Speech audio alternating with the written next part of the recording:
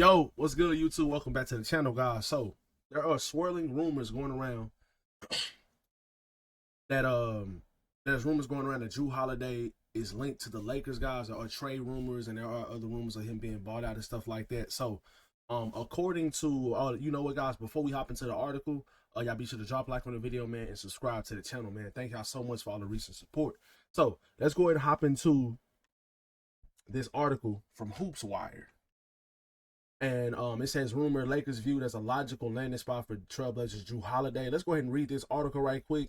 The Lakers are viewed as a logical landing spot for Portland Trailblazers guard Jrue Holiday, according to NBA insider Grant Afseth of FastBreakJournal.com.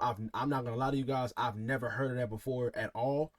But this is through Hoops Wire, and Hoops Wire does have some pretty legitimate things when it comes to reporting.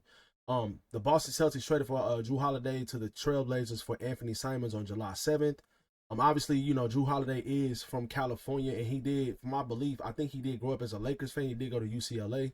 Multiple sources recently told FastBreakJournal.com that Jrue Holiday is a name to monitor, particularly as a potential target for the Los Angeles Lakers. Afseth wrote, that's not to say active conversations are taking place, but his name continues to surface in NBA circles as the team evaluates options to turn more talent, to add more talent around LeBron James and Luka Doncic. Let me just kind of talk about my thoughts if this is going to actually happen, and if it does happen and things of that nature before we hop into his contract and his numbers over the last couple seasons. Jrue Holiday will be a perfect fit for this team, guys. He is another guy that Jrue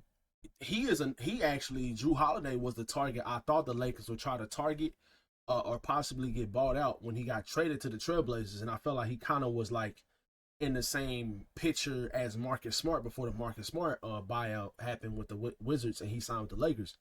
But Jrue Holiday, even though him and Marcus Smart, both of those guys are smaller, you know, they're like 6'4", 6'5", in their guards, they play a lot bigger than what they actually are. And I think that Jrue Holiday alongside Marcus Smart could really, really fit with this team.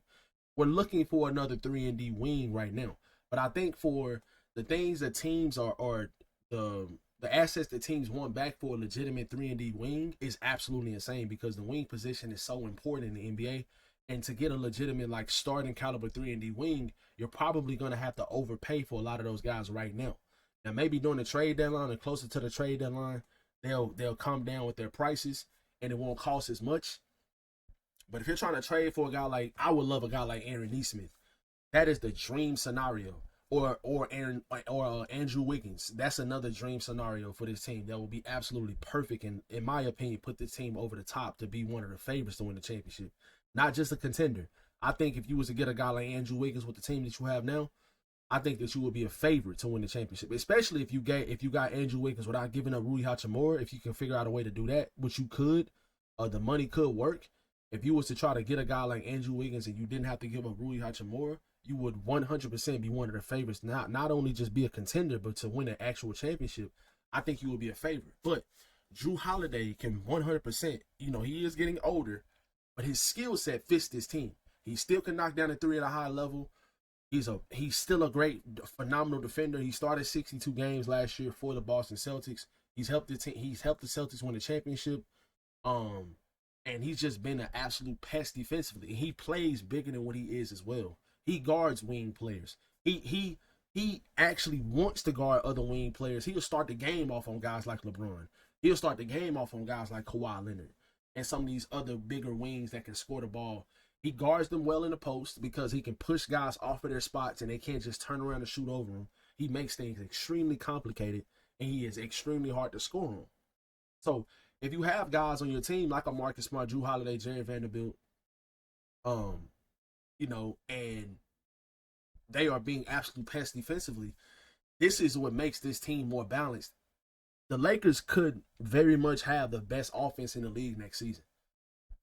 They could very much have the best offense in the league next season. It's just a question of, are they going to be able to get timely stops and enough stops to win in the postseason? That's the question. That's the biggest question with this team. They'll be able to do it in the regular season, I feel like. But will you have enough bodies defensively to go out there and guard other great players so that they won't get hot and drop 35, 40 points and be unstoppable? Will you be able to go out there and box out players and do all the dirty things, get defensive rebounds, not allow second chance points at a high level? That's the biggest thing. Jrue Holiday does those type of things for your team to have that balance on a team that has a great offense, but it has some question marks defensively. Do you have bodies and reliable players to go out there and guard these other great wing offensive players or perimeter players in general? If you was to have a defensive duo of Jrue Holiday and Marcus Smart and Jerry Vanderbilt, or trio, and like I said, guys, I know a lot of people do not like Maxi Kleber, but Maxi Kleber could be a very, very reliable piece for this team as well. Both of those guys are significant upgrades defensively over Gabe Vincent. Gabe Vincent is a pesty defender, but he's not as strong and as good with his hands as like guys like Marcus Smart and Jrue Holiday are. He's not as strong as these guys. He's not as big as those guys either, but he's not as strong as those guys to be able to guard other great offensive players on the perimeter and at the wing positions. So let's go ahead and hop into Jrue Holiday's.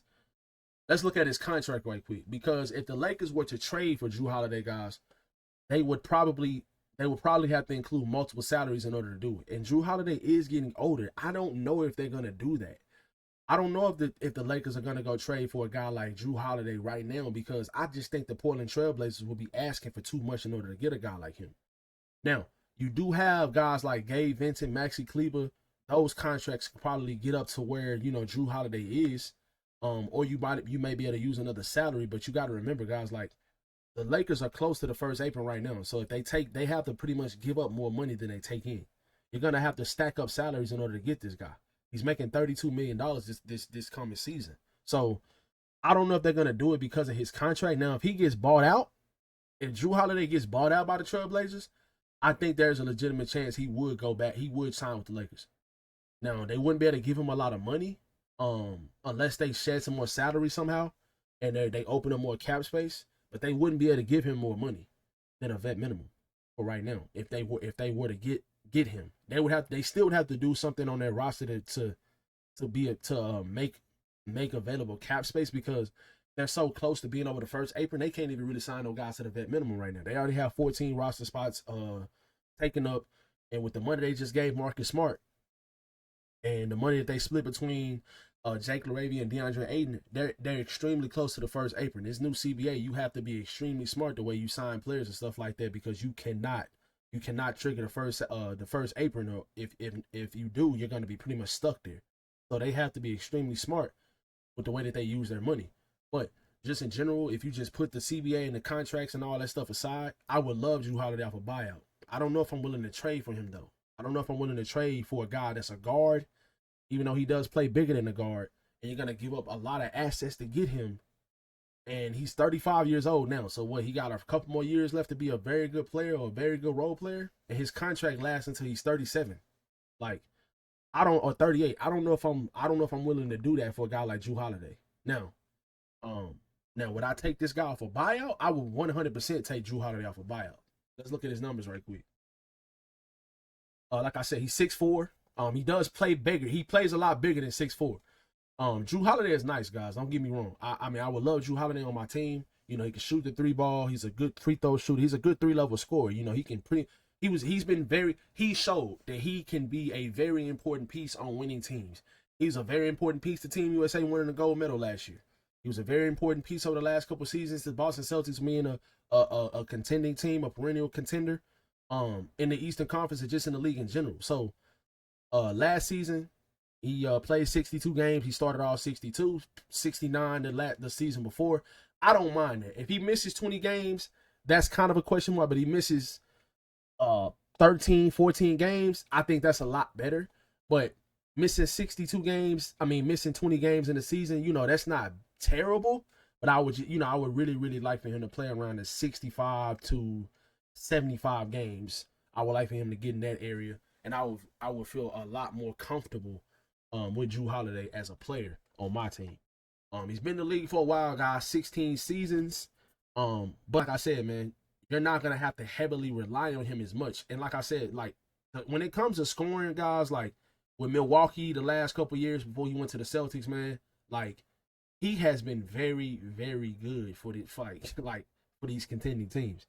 And Jrue Holiday with this Lakers team off a buyout would be perfect in my opinion. It would be absolutely perfect. I'm not really on the train of trading for him though. I just feel like trading for a guy that at this age at the guard position, which even though he kind of plays like a smaller wing, I just think that I'm not really with that because you would have to lose so much to get him because he's making $35 million. So you probably would have to trade salaries of Maxi Kleber, Gabe Vincent, Rui Hachimura. Like that's just too much in my opinion. Like I don't know. That's just too much for me.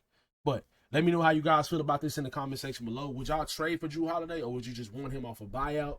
If you can't get him off a buyout, I think me personally, I would probably pass. I don't know about trading for him. I just think it's too much. But I would love Jrue Holiday on this team. I think he fits perfectly with this team. So y'all let me know how y'all feel about it in the comment section below. Y'all be sure to drop a like on the video, man, and subscribe to the channel. And I will catch you guys in the next one. Peace.